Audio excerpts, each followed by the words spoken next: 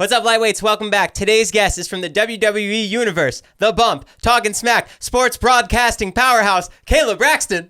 Hello. Thank you so much for coming by. Wow, you made me sound pretty busy. You are busy. You're such a hustler. You have so many things going on. That's what I thought was so cool. Oh, we have to be hustlers, right? Especially out in this town. So you've been in LA now for a year. Literally, like just at a year, which is wild that that's passed already. But yeah, it's been a good year. Can you see yourself staying here? Yeah, I live day by day. I'm very nomadic. If you've known me over the years, I get up and leave every 2 years. I just get bored one day. I'm like, I'm going to move. Normally, it's been on the East Coast. And this was a very last-minute decision where I thought, you know what? Let's go to the other coast for a while. So we'll see. I'm going to sign at least one more lease. I can give LA at least one more year, and then we'll see.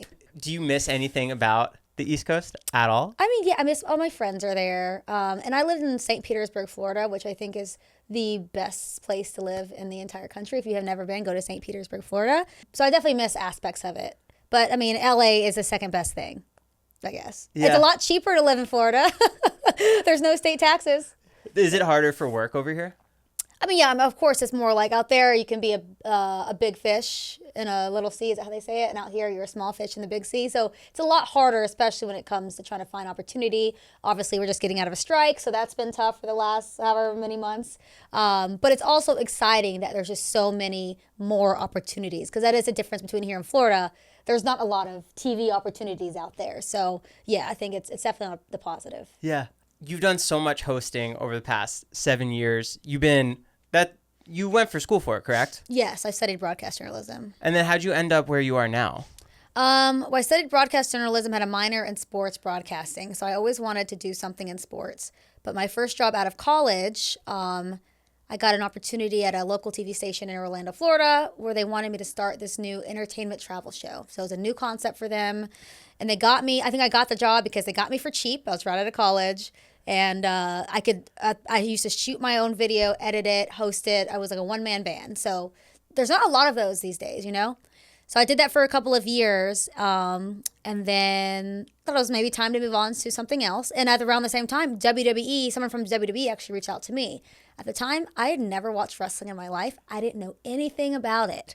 But I think it's always something I like to live by is, you know, look out for those unexpected opportunities in life and take them, because you never know where it's going to lead. I thought, hey, I'll do this for a year. Now we're on year 7, and I could not imagine. It's the coolest freaking job. I was talking about earlier, complaining about how it's been cold in Chicago. I go to New York tomorrow. But who can say they can travel the world and hit all these places for free? Like, it's the coolest freaking job, even if it's cold. How do you think they found you? Well, I was like, everyone knew me in Orlando, and because I was the entertainment girl, so I was in everything you could possibly imagine. And NXT, where I began, is based out of Orlando, Florida, so they knew who I was. And then someone who used to work at WWE, I knew casually around town, so he put a word in for me as well. And yeah, the rest is history. They're like, hey, this girl's kind of crazy on TV, let's put her on. So it worked. You crush it. You crush it. It's so cool. But you started editing and shooting your own stuff. Mm-hmm. You always just had that passion in you? Yeah, and I think it's something different. It's something important for especially kids going through school right now. I think, unfortunately, I don't mean this in any disrespect, but there can be a sense of entitlement when it comes to people coming out of school and thinking immediately they're going to get a job waiting for them. At least where I grew up, you better go create your own opportunity, because the degree is not going to get you there. It's going to be your hustle and your drive. And so I just knew back in college even, I was creating my own content. I had my own staff. Like I was like, it was called What's Going Down in Bruin Town, because we were the Belmont Bruins, and I went and interviewed athletes and musicians. You were reaching out all on your own to get those people? Reaching out on my own. I'd sit to my friends to go interview people for me, because I had so many stories. And then it grew bigger and it became Nashville View. So I was going to red carpets and interviewing local business owners. And so I had that whole thing as a reel.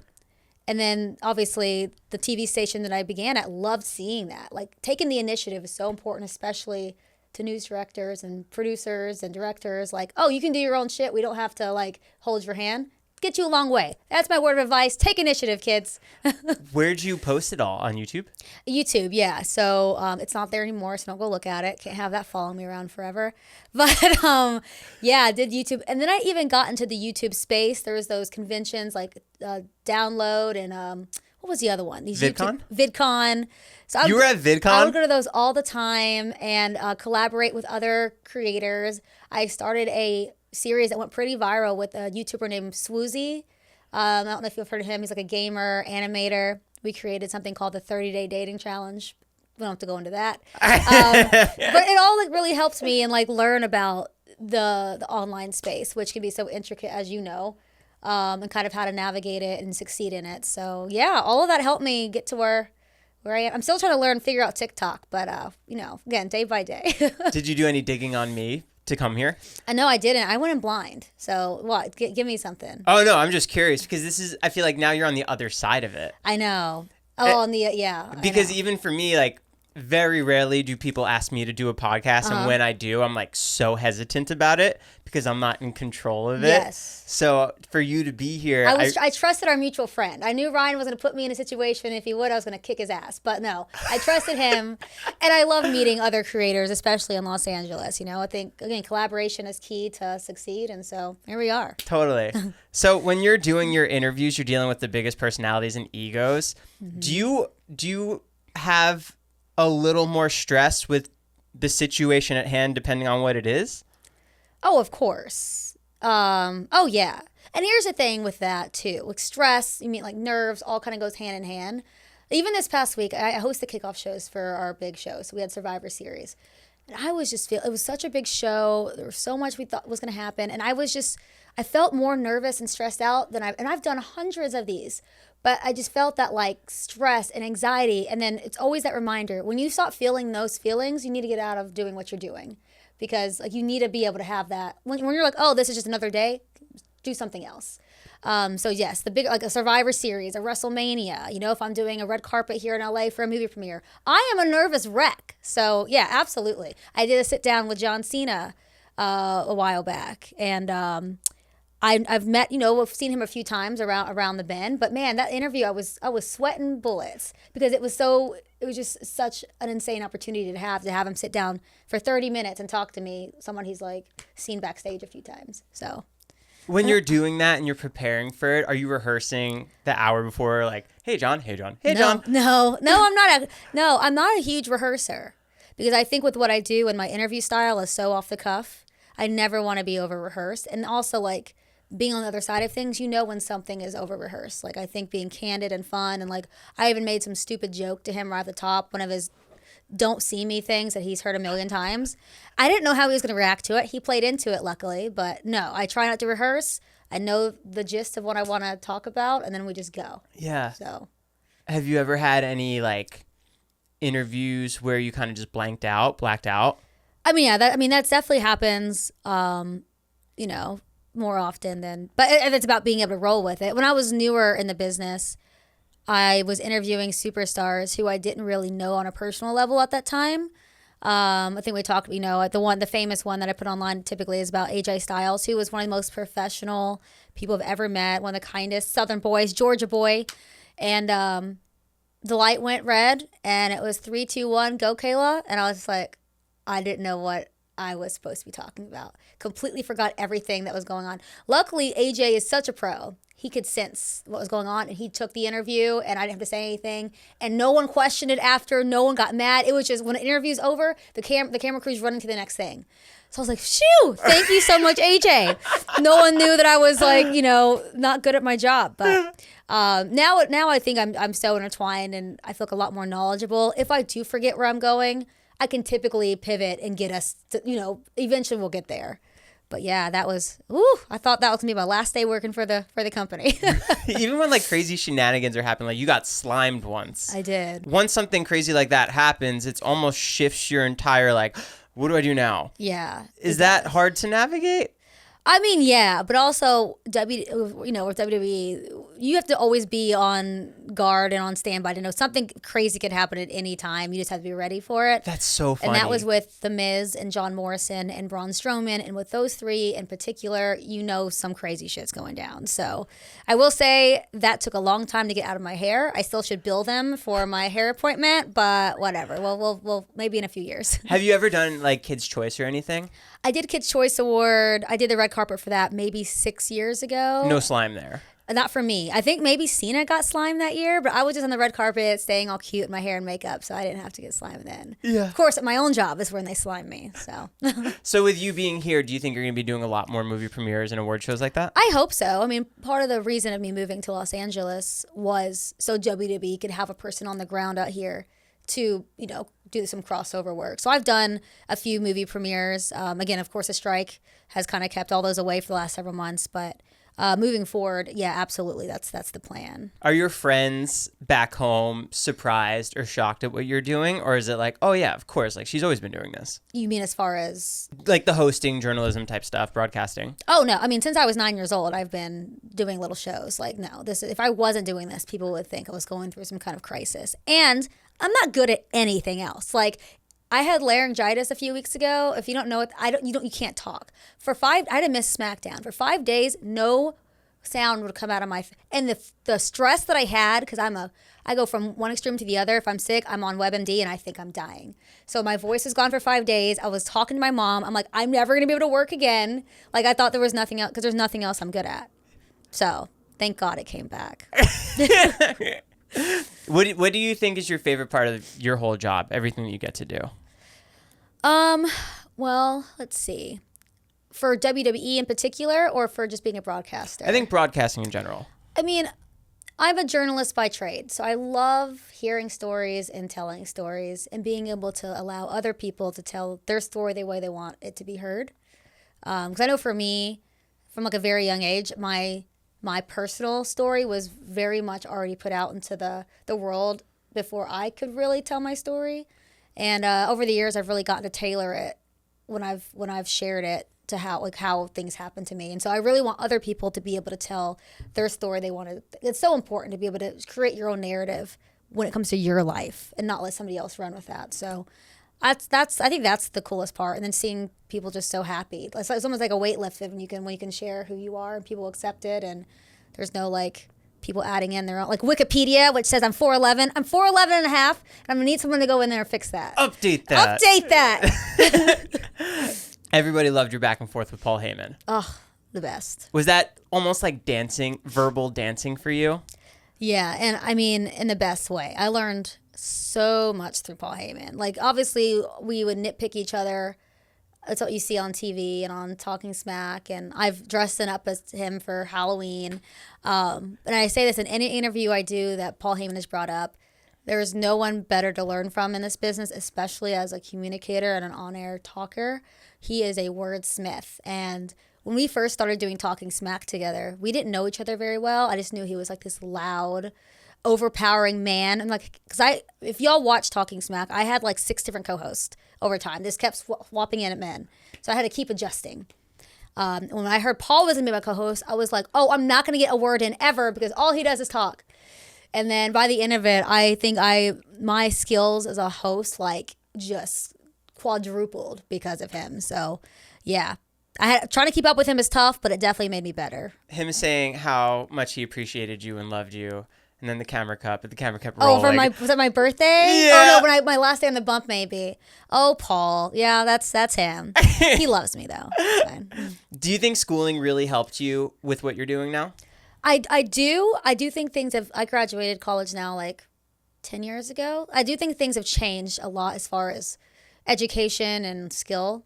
I'm very grateful that I got an education before I got into my career. I know nowadays you don't necessarily need that whole concept is kind of going away a little bit more, but I think the basics and just learning how to, being in a school environment, learning how to be patient, sit down, educate yourselves, take the time.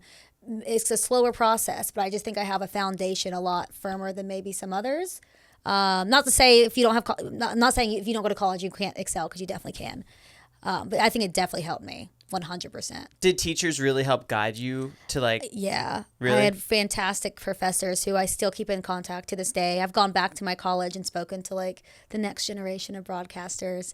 Belmont University was such a small school back then, so everyone was very tight knit. And the broadcast department back then was 10 times smaller than it is now. If you're in the broadcast department now at Belmont, you're welcome. Our tuition paid for all the cool equipment you're using. I was going to ask, what kind of equipment did you have back then? Oh my gosh, we were still on tape. I mean, nothing. Because I went to film school also. Okay. And there was I think it was called The Cage, where you had to go rent stuff out. And this was ancient stuff. Yes. And we were still doing print and newspaper and stuff like that. But I'm so grateful I had all of that under, to appreciate what we have now, where you can just do Final Cut on your phone and put out a 4K movie. But yeah. Speaking of movies, big slasher fan? I don't know. I'm not really a big horror fan. You're such a liar.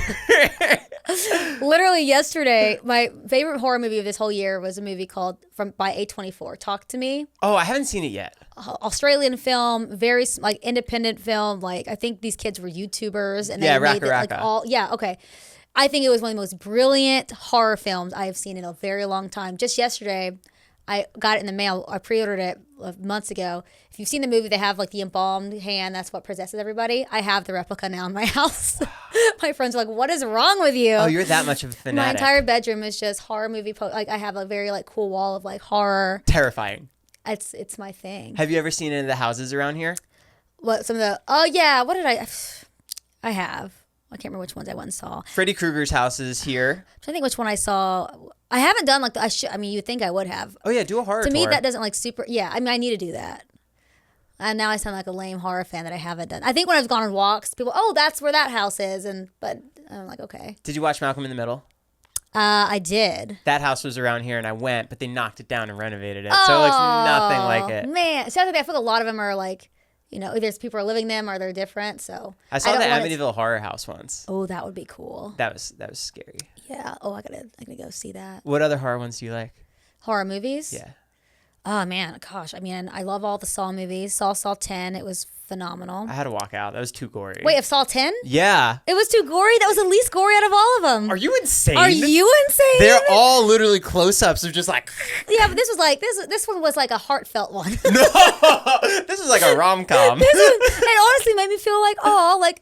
He's such a baby face, you know? Like, I felt like passion for him and compassion for him. I loved him. No. Yeah. No. I wanted to be his friend. No. How do you think you fell into the position that you're in now? Was it just from hard work, grinding nonstop? I've been there for, 7 years. I've one of the longest tenure, like, especially for backstage interviewers, like, ever. And I started from the bottom. And that's something I think it's so important, back to education. It may take longer to get to your goal, but when you start to the bottom and you get that foundation and you learn from the best before you try to be the best, you're going to be the best longer, you know? And so I got in, I was a ring announcer, which I'd never done before. I was doing local armories in Florida where 3 days a week I'd have to spend 5 days a week in the performance center just learning and like doing classes. Then 3 days, the whole weekend, I'm driving 2 to 3 hours to these tiny little towns in Florida where we set up shows in local armories. What is an armory? Like an armory, like a military base almost. Oh, okay. And we'd have like maybe 30 to 50 fans come out, and I'd have to ring announce, and we have to help set up. Like I did that for years, just starting at the very bottom, and then ended up at NXT doing some NXT TV stuff. Like I just slowly got to where I wanted to be. I was very intentional that I didn't want to be a ring announcer. I told my boss that I'm like, I'll be the best ring announcer you want, but please don't leave me in this position because I don't like it. It just terrifies me. And then I got offered the opportunity to do my morning show, The Bump. It was a brand new show. And to me, that's kind of when I was revitalized because I finally got to be that journalist again. And then I hosted that show for the last 4 years, and it grew up to be this huge thing. Like, WWE's never had a show like this for it to last this long. I just stepped down from the show and handed it over to another girl who's kind of coming up through the ranks. But, I think, and now I feel like I can kind of pick and choose what I want to do because of how loyal I've been and how much I've done. And, so I definitely think that was a very important part. When you were doing The Bump, what kind of extra, I don't want to say extra work, but what kind of digging did you really have to do for the prep work of it? Well, I'm always very open about this to the WWE fans that I didn't come from wrestling. So there's a lot of things I do not know. And the thing about wrestling fans, they are die-hard fans. If you miss one tiny syllable up, they will ride you online and but I appreciate that because I really want to learn. So when I did have some of the old school wrestlers come on that I didn't know, I would sit and I'd research things about them, find fun facts about them. We'd have celebrities on too, so I'd have to find out things about different. I did a thing with Matthew McConaughey recently, so cool. What was that? He came out with a new children's book, so we were just talking, and he has 2 books out now. So we're basically just talking about that, his family, and it was during the strike, so we couldn't really talk about any like movie and TV projects. But he's always got his hands, and he's such a good guy. But yeah, I think it's just fun to learn to learn things about people that you may have come into contact with, but not exactly studied up on. What other interviews have you done with celebrities outside of WWE? I did Landon Barker recently, which we talked about. He had his single coming out. So we went over to his dad's studio and Was Travis there? he was there, but he was working, so I didn't get to meet him. Were you a Blink fan? Yeah, I mean, yeah, of course. But he was so great. We played some Papa Shot. He gave me a tour of his recording studio. And stuff like that is so cool, too, because Landon's a fan of wrestling. Logan Paul, Bad Bunny, we have all these guys who are massive fans of WWE, but people don't really know that until they talk about it. So when we have Landon's fans being like, oh, he likes wrestling? Oh, let's watch wrestling. And that crossover is so important. And when you watch last night I know this is an air, but on Monday Night Raw, Jelly Roll, who is a country artist out in Nashville, he was on Raw, and so now his fans are going to start watching. So yeah, I just think that's so cool to see the reach that WWE has. Do you think the WWE audience is? You spoke earlier that they want everything to be right. Mm-hmm. So do you think it was hard for you to kind of win them over stepping in front of the camera? I mean, yeah, of course. Like, they're very protective over WWE, which that's amazing, and they should be. And I wanted to do the work to prove to them that I was willing to learn, and I wanted to be a part of their community. And I think, for the most part, they've accepted me in.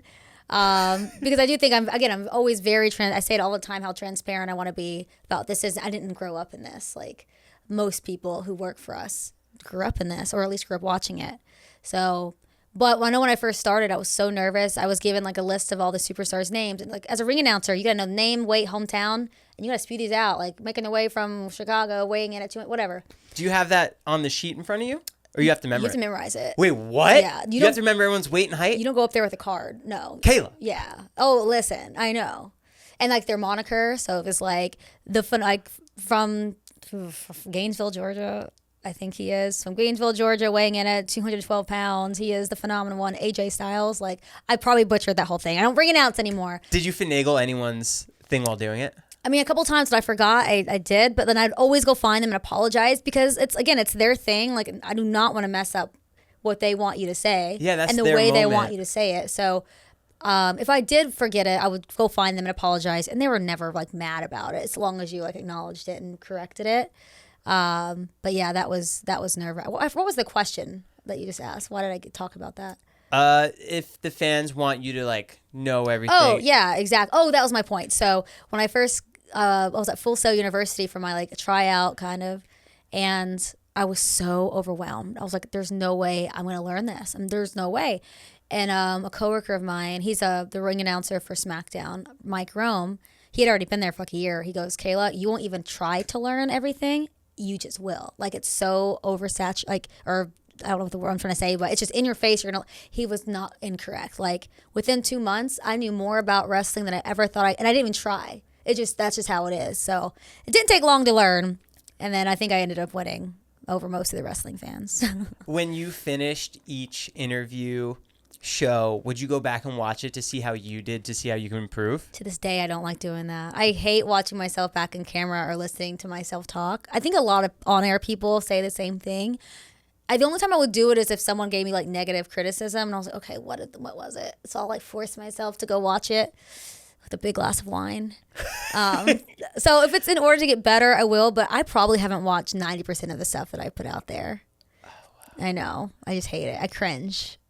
So you just do it and let it go. Yes. And that's even something we're taught because like internet can be really, as we all know, tough. And like, can it? The internet wrestling community, the IWC as they call it, can be some of the most brutal people on the internet. And if you know me, you know that I go back and forth with them all the time. Oh, on your Twitter? And I get in trouble for it. But so yeah, it is. Yeah, it can be tough, but also, you know, kind of keeps me wanting to make sure I'm getting it right and not disappointing the fans. I'll do what they ask. As soon as the camera crew's done, they're like, got it, we're going on to the next segment. Are you ever disappointed that you didn't hit it on the right note? Sometimes I will. If we're not necessarily live and I have the opportunity to redo something, I will ask to, and more times than not, they'll allow it because they also want us to look our best on camera and makes the product look better. But of course, there's like even all of my kickoff shows are live. So we're just going. And there's times I might like say a name wrong or do something incorrect. If you can't go back and correct it. You just have to keep moving on. So, and odds are no one noticed it but you. And that's also something to try to remember. We're all our biggest critics. Just let it go. People who are on the internet talking shit are probably not doing much with their lives. So like you're doing better than, just don't let it get to you because it's so easy to want to get on Twitter right after you do something and see the mentions and see who is talking about you. And the people who have been in the company a lot longer than me are like, delete the app off your phone on show days so you're not tempted to go look.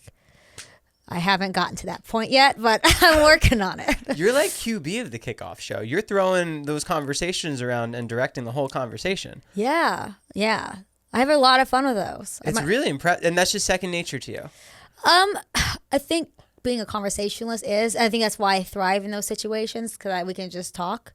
My very first kickoff show ever, though, because I was under Renee Young, Renee Paquette now was who I kind of replaced when she stepped away to have she started her family. And my boss goes, "Hey Kayla, you're hosting the next kickoff show." And I was like, "What?" Just like that? Yes. And I was like, "What are you talking about? I've never done anything like this." And it was the first Mania after the pandemic, 2-hour show at Raymond James Stadium was gonna be my first one. And I was like, "What? No, I can't do it." He goes, "Oh, you'll be fine," and walked away. And his confidence in me being so like nonchalant made me feel a lot better because he wasn't like, "Listen, like I don't know if you can do it, but like we'll talk." He was like, "You can do this in your sleep." And that really helps me like, you know what? Yes, I can. And that's a 2-hour, that's normal kickoff shows are only an hour. This was 2 hours with and not to mention there were rain delays that day. So I was having to fill an ad lib, it was so much going on. But that kickoff show gave me the confidence to now I've done one every month since. So yeah, those are fun. And I have such a great panel too. What's that like traveling to a different city every week? Going to the big arena there. Yeah. Finding your dressing room. It's so mindless. You just know. It's such a, we're all just I don't know. You don't even think about it. You get to your hotel the night before, you check in, go to bed, wake up. We know what call time is, get to the venue. There's signs that just tell you where to go with the same signboard that just points to the female locker room. Is there catering? Yep, there's catering. So you want to hit that immediately. Then I go sit in hair and makeup. And then it's hurry up and wait. People will find you if they need you, and then do your job. Go on air. 2 hours go by super fast. Are you watching the entire broadcast live so that you are informed? Yeah. So we're all kind of watching. And if I miss something because I'm interviewing somebody, I'll find someone who will update me on what's going on. But yeah, typically I'm watching closely because I know immediately I'm going to have to go ask them a question. It's so nuts. I feel like as a kid, I watched it so much, but I never had dreams of being a superstar because I never thought I'd be a 6-foot giant or a 7-foot giant. But I think it's so cool that you're doing it. It's so cool. Oh, yeah. I think it's the coolest job out there. Speaking of other reality hostings, Bachelor Nation. Ooh. Yeah. You're watching Bachelor in Paradise now? Watching Bachelor in Paradise right now. Was there an episode this week? I don't think there was. I think they took off for Thanksgiving. Oh, that would make sense. Here I am on Thanksgiving. Where's my Bachelor in Paradise? People are enjoying their families. What other reality shows do you watch? Man, I feel there's so many that I can't even I like Love Island. Now there's the Love Island games happening right now on Peacock, which is really interesting. And none of the I like F-Boy Island, Temptation Island. Is this fun, or are you studying notes on the other hosts? No. Your brain's off? Oh yeah, this is just fun. I've always thought it'd be fun to guest host for. I think Dolph Ziggler or Nick Nemeth. He was a guest host on Love Island a couple years ago, and he's never watched it, but he knows how much I love it, and he asked me a bunch of questions to help him. But yeah, I just love it. I have so much fun with reality TV. What's some other big ones? I feel like I'm missing one. Too Hot to Handle. Love Too Hot to Handle. I don't think there's one I haven't watched. Selling Sunset. Love Real Housewives. Love Selling Sunset. Love Real Housewives. Oh my Beverly God, you Hills. watch all of it. They call me Kayla Trash TV. That's so funny. And a lot of the superstars are big reality TV fans too. We always will sit in catering and just did you see what Kyle Richards did last week? Even some of the wrestlers, it's so funny. And I've talked to some of them about, I think it was Bianca Belair we were watching some reality show that just came out, and she was like texting on the plane like, that person is trash. I'm like, I love how like passionate we get. That's another concept I was having, like reality TV meets wrestling, because there is a lot of getting crossover there, and just have reality stars talking about wrestling and wrestling talking about reality. I think it's great. If you were on any reality show, what would you crush it on? Oh, I don't know. I've just never even considered being on one, because I never would actually be on a reality show. I don't know. I have to get back to you. Maybe one of those. No, I'd say Gordon Ramsay, but I can't really cook. A cookie one. You have spoken about your childhood, and you've overcome so much with it. Are you okay talking about it now? I mean, yeah, it's all out there. Yeah. You were on an Ancestry, and a cousin reached out to you? Yeah, that's actually been happening more lately, which is wild. Yeah. Did you respond to them? No, I haven't. I think that's something else that I've had to learn over the years, because I obviously don't know who my father is. Nor does he know that I exist. And I was very lucky to be placed in a foster family where I had 2 incredible foster parents, including a foster dad who has been like my dad since I was 10. So I had to ask myself, like, what was the benefit of potentially trying to find this man who wasn't a good person, and who's never been in my life, and who knows who he is now, and who knows how he might want to like take advantage of me, knowing that I'm where I've gotten in life. So I just haven't found the reasons to open that Pandora's box yet. I think maybe if I ever have children of my own someday for like health reasons, and maybe I'll go down there. But I think for right now, I'm just super content with how my life has gone. I'm super content with my family, and I don't want to do anything to like really disrupt that, because I know people who have connected with long lost family members, and it's gone a very negative way. And I want to protect my mental health, and I don't want to go through something like that. So I'll get to it if I ever feel the need to. But right now, I'm so lucky to have the family that I have. So no need. Is that your base camp in Alabama? Yes, that's my foster family. They're amazing. And you just went there this holiday? I did. How was that? So great. I have like 30 foster siblings, and they just took in another little boy. So I met him for the first time when I was there. Did you say 30? Was crazy. I talked to my foster parent. I moved in with them when I was 9, and I asked my foster mom, I was like, "How old were you when I moved in with you?" She was my age, and she already had 8 foster kids. I forget to put the toilet paper roll on. Like, how in the world I was like, I cannot believe this. And so they had already been doing it for years prior. So like, this is like their 30th year fostering kids. And they think they've had about probably 30 at least foster kids throughout the years. How connected with you are with them now? Most of them. Like most of us, we all come back to Wadley, Alabama. Now a lot of them have their own kids and husbands, so they all come too. So the family keeps growing. But yeah, we call it the forever family, Like it's not a foster family in the sense of, someone can come take us. We knew when we were moving in that this was going to be our permanent placement. And so yeah, it was great. Does Alabama feel like home to you? It does. Well, yes. They know I would never move back because it's too small for me. Like the town is maybe 600 people. I graduated high school with 12 people. Wait, what? It's a very tiny town. In your class, there were 12 people? 12. How many were in the school? Oh, gosh, like 120. But the craziest part about my class of 12, 4 of us were named Kayla. That's so funny. I think my class was 3,000. Oh, yeah. No, our whole town, 500. No stoplights. One teacher? No, we had a lot of teachers, like a teacher. But like the K through 12 was one school. You just kind of moved like hallways, So you being a senior were not paired with, but there were first graders that you'd see every day? Mm-hmm. Did you have school buses? We did. I did school buses for a few years, and then I think eventually, I don't know what happened. Maybe my siblings were old enough to start driving. Mm-hmm. Yeah, I wasn't a big school bus fan. How big is a school? What do you mean? Like physically? Is it like... Oh, it's not big at all. Like 5 rooms? I mean, no. I mean, like because you had classrooms, I think, per grade. But there was like there was like one building with like some classrooms, and it would like go off this way. I mean, I don't know. To me, it was normal. Wow. Yeah, to me, I can't. Yeah, it's pretty wild. Is it crazy to you from where you started there to now where you are traveling all over the world? Oh, yeah. And I think even when I go back, my people I grew up with who are, a lot of people are still stay. They were raised there. You know, my family is not from Alabama, so we all got out. We leave. A lot of people are from there like for generations. So when I do go back, I know my friends growing up are so excited that I'm back, and they love like telling people that like they grew up with me, and it makes me feel so good. You know, I'm like, oh, like they're proud of where like I went. My foster dad's actually a Southern Baptist preacher, so that's right. I'm a preacher's daughter. But we went to church when we were home for Thanksgiving, and it was so cute seeing like the little old ladies and little old men who I knew 25 years ago who were still just so proud and like wanted pictures with us. And it's sweet. It's so humbling and like grounding, because this LA TV, we all get caught up in like, it's a remembering where you came from and who you were, and remembering what truly matters. Like, this is all great, but like in the grand scheme of things, this doesn't matter, you know?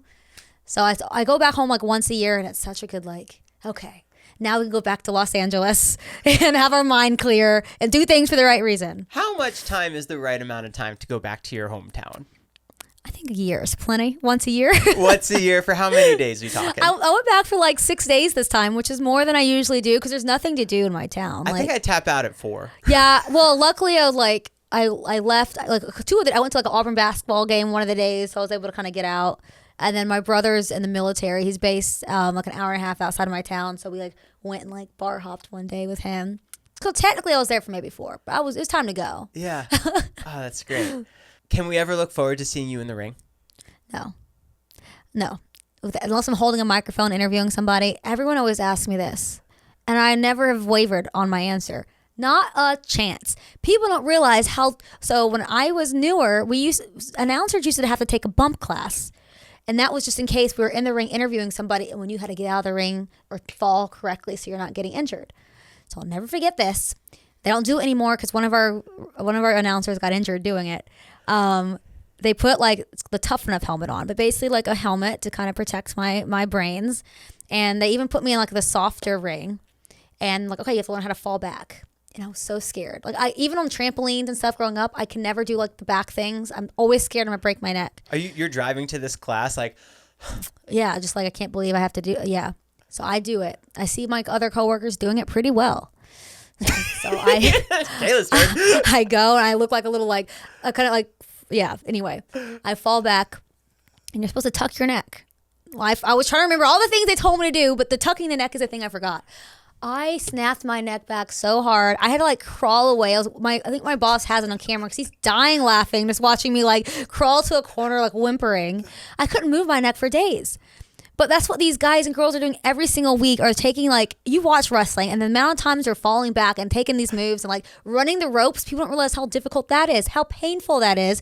You have to callus up your back to be able to run the ropes like that. We think they're just doing it. They make it look so easy. After I walked out of that bump class, I went up to all the wrestlers and I was like, I appreciate and respect what you do so much. I will never try to step on your turf. I will be the girl holding the microphone from now until forever. It's not happening. Could you do a Hell in a Cell? Yeah, that's the only one I might try is the Hell in a Cell. I'll jump off that thing. That's crazy. Yeah. But yeah, it's cool. It's wild. And yeah, I respect them so much. Like my schedule is crazy to like the average person looking in. It's nothing compared to theirs because they're, especially the bigger stars, they're flying to SmackDown on a Thursday night, performing on Friday, getting in their car, driving 3 to 5 hours to the next town to do some live events. They'll do those for the next 2 or 3 days, and they might have to end up going to Raw as well. They come home for maybe a day and a half to switch their bags, have some kind of life, and then they do it all over again. On top of eating healthy, going to the gym, keeping their shape. A lot of them have kids and wives, and like they make it look they just make it look so easy, and it's because they freaking love it, you know. And they have a good support system, and yeah, like it's hard not to respect seeing what. And anytime I want to complain about, like, I like to not ever complain to them about anything because it just sounds terrible. I'm like, oh, I had to fly out for 2 days, and like I have no cricks in my neck this week. You know, they're awesome. It's the coolest coworkers ever. Thank you so much for coming by, Kayla. Oh, well, thanks for having me. Yeah, this has been great, guys. Go check out Kayla's TikTok. Nope, TikTok, but you can on Instagram and Twitter. And potentially TikTok Don't eventually. look for my TikTok. There's some good horror stuff on there. Oh, yeah, baby. Cool. Thank you so much for coming by. Of course, thank you. All right, guys. Lightweights, out.